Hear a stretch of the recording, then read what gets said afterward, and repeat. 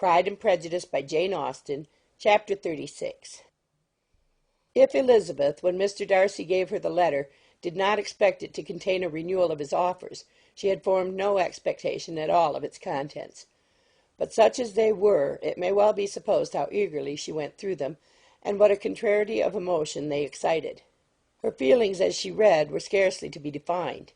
With amazement did she first understand that he believed any apology to be in his power, and steadfastly was she persuaded that he could have no explanation to give which a just sense of shame would not conceal. With a strong prejudice against everything he might say, she began his account of what had happened at Netherfield. She read with an eagerness which hardly left her power of comprehension, and from impatience of knowing what the next sentence might bring, was incapable of attending to the sense of the one before her eyes. His belief of her sister's insensibility she instantly resolved to be false, and his account of the real, the worst objections to the match, made her too angry to have any wish of doing him justice. He expressed no regret for what he had done, which satisfied her. His style was not penitent but haughty. It was all pride and insolence. But when this subject was succeeded by his account of Mr. Wickham, when she read with somewhat clearer attention a relation of events which, if true, must overthrow every cherished opinion of his worth, and which bore so alarming an affinity to his own history of himself, her feelings were yet more acutely painful and more difficult of definition. Astonishment, apprehension, and even horror oppressed her. She wished to discredit it entirely, repeatedly exclaiming, "This must be false! This cannot be! This must be the grossest falsehood!" And when she had gone through the whole letter, though scarcely knowing anything of the last page or two, put it hastily away, protesting that she would not regard it, that she would never look in it again. In this perturbed state of mind, with thoughts that could rest on nothing, she walked on, but it would not do. In half a minute the letter was unfolded again, and collecting herself as well as she could, she again began the mortifying perusal of all that related to Wickham, and commanded herself so far as to examine the meaning of every sentence. The account of his connection with the Pemberley family was exactly what he had related himself, and the kindness of the late Mr. Darcy, though she had not before known its extent, agreed equally well with his own words. So far each recital confirmed the other. But when she came to the will, the difference was great. What Wickham had said of the living was fresh in her memory, and as she recalled his very words, it was impossible not to feel that there was gross duplicity on one side or the other, and for a few moments she flattered herself that her wishes did not err. But when she read and re-read with the closest attention the particulars immediately following of Wickham's resigning all pretensions to the living, of his receiving in lieu so comfortable a sum as £3,000, again was she forced to hesitate. She put down the letter, weighed every circumstance with what she meant to be impartiality, deliberated on the probability of each statement, but with little success. On both sides it was only assertion. Again she read on, but every line proved more clearly that the affair, which she had believed it impossible that any contrivance could so represent as to render Mr. Darcy's conduct in it less than infamous, was capable of a turn which must make him entirely blameless throughout the whole. The extravagance and general profligacy which he scrupled not to lay at Mr. Wickham's charge exceedingly shocked her, the more so as she could bring no proof of its injustice. She had never heard of him before his entrance into the shire militia, in which he had engaged at the persuasion of the young man who, on meeting him accidentally in town, had there renewed a slight acquaintance. Of his former way of life nothing had been known in Hertfordshire but what he told himself. As to his real character, had information been in her power, she had never felt a wish of inquiring. His countenance, voice, and manner had established him at once in the possession of every virtue. She tried to recollect some instance of goodness, some distinguished trait of integrity or benevolence that might rescue him from the attacks of Mr. Darcy, or at least by the predominance of virtue atone for those casual errors under which she would endeavour to class what Mr. Darcy had described as the idleness and vice of many years' continuance. But no such recollection befriended her.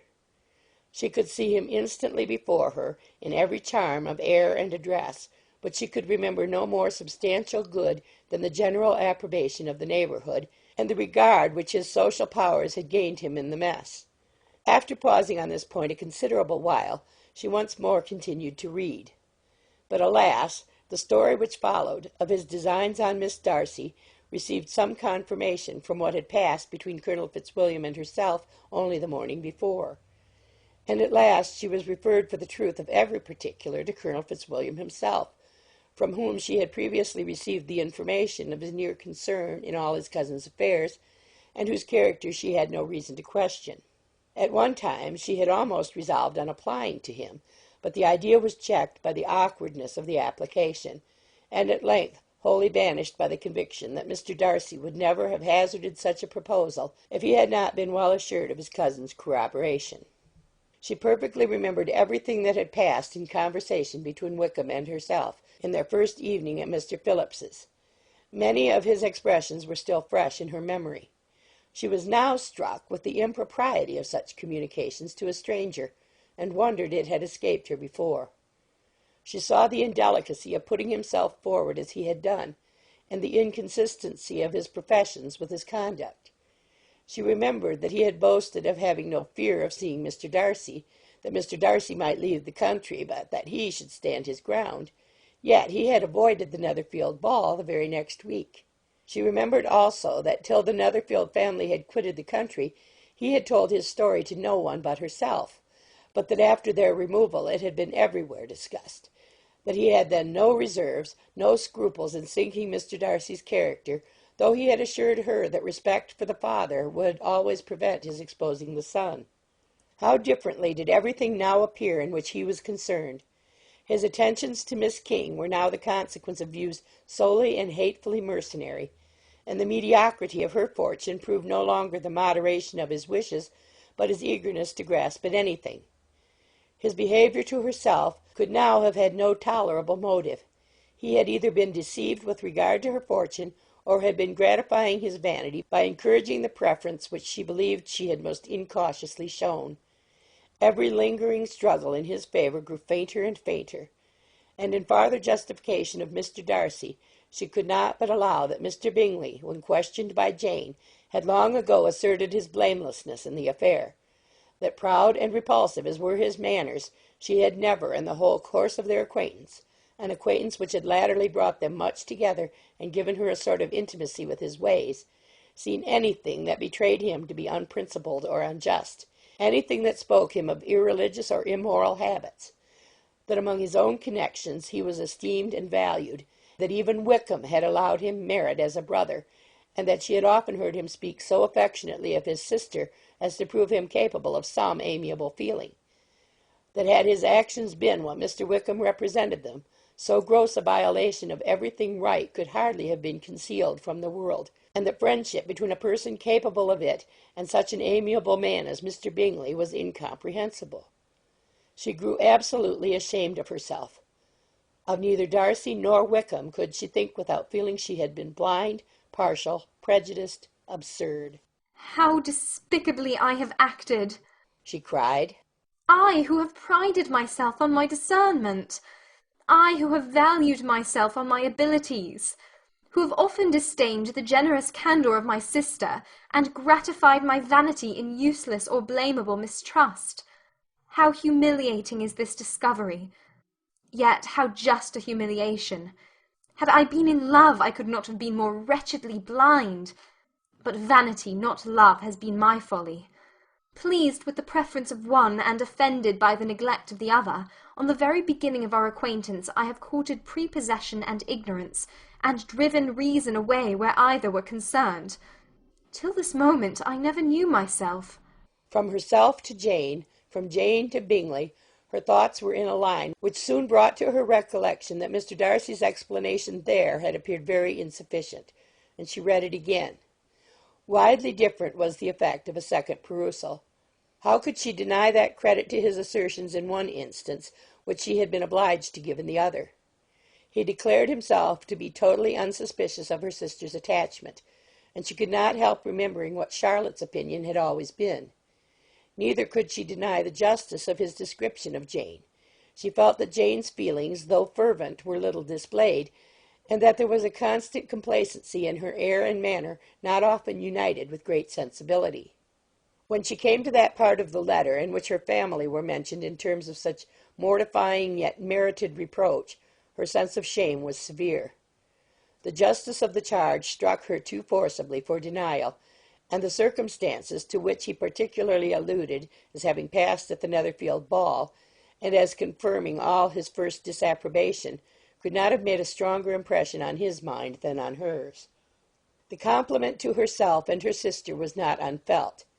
It soothed, but it could not console her for the contempt which had thus been self-attracted by the rest of her family. And as she considered that Jane's disappointment had in fact been the work of her nearest relations, and reflected how materially the credit of both must be hurt by such impropriety of conduct, she felt depressed beyond anything she had ever known before.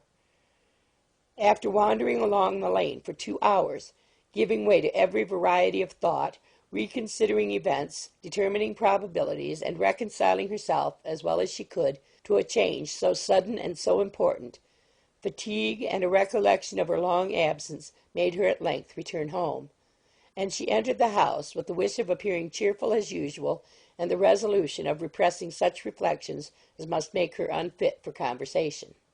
She was immediately told that the 2 gentlemen from Rosings had each called during her absence. Mr. Darcy only for a few minutes to take leave, but that Colonel Fitzwilliam had been sitting with them at least an hour, hoping for her return, and almost resolving to walk after her till she could be found. Elizabeth could but just affect concern in missing him. She really rejoiced at it. Colonel Fitzwilliam was no longer an object. She could think only of her letter. End of chapter 36.